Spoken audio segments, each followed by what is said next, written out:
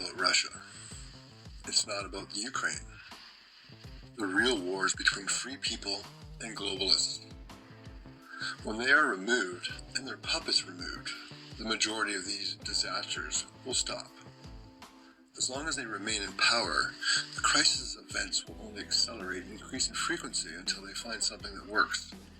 Something that makes most people willing to give up their liberties in exchange for the false promise of security.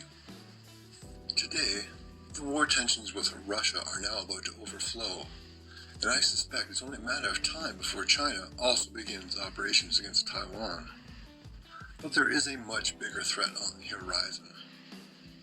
I have little doubt at this stage that a false flag attack somewhere in North America or Europe is imminent. And by false flag, I mean something that is designed to benefit the globalists and not necessarily the country that is blamed for it. Keep in mind that Putin is a longtime associate of numerous globalists such as Henry Kissinger, and they have a relationship that started decades ago and that continues to this day. Putin has also maintained a steady relationship with the World Economic Forum, and Russia even joined Klaus Schwab's Fourth Industrial Revolution network just last year. So therefore, the claims that Putin is anti-globalist are a lie. He is deeply involved in the globalist system and always has been. The globalists are playing both sides of the Ukraine conflict. This is the reality. It's very important to understand and accept this fact, otherwise you will not be able to grasp the events that happen next.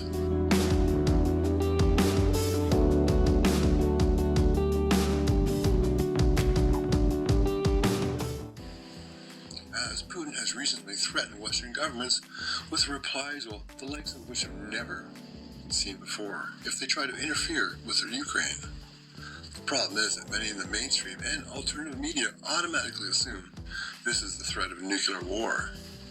I don't think this is what Putin is referring to, and I have another theory.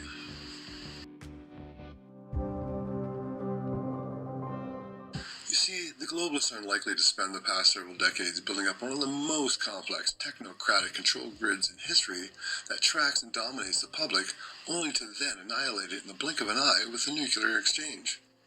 A post-nuke environment would be impossible for them to control.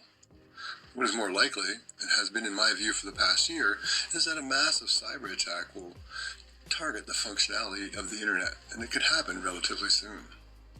This would benefit globalists immensely. They could implement filters and firewalls on any part of the web they don't like, including the alternative media. They can claim that they're doing this to protect the internet from possible viral spread and other attacks. They could literally whittle the web down to a handful of approved corporate and government sites, all in the name of protecting the integrity of the internet. You see, the globalists need another Pearl Harbor, a 9/11 type attack, or even something bigger. They need something that's going to enrage the world's population, specifically those that are conservative-minded. They need a disaster of epic proportions to lure us into an emotional response and the abandonment of logic. Over the past few years, we've seen several examples of this abandonment of logic. So they need to also scapegoat a disaster that they can use to lay the blame for the impending economic crisis.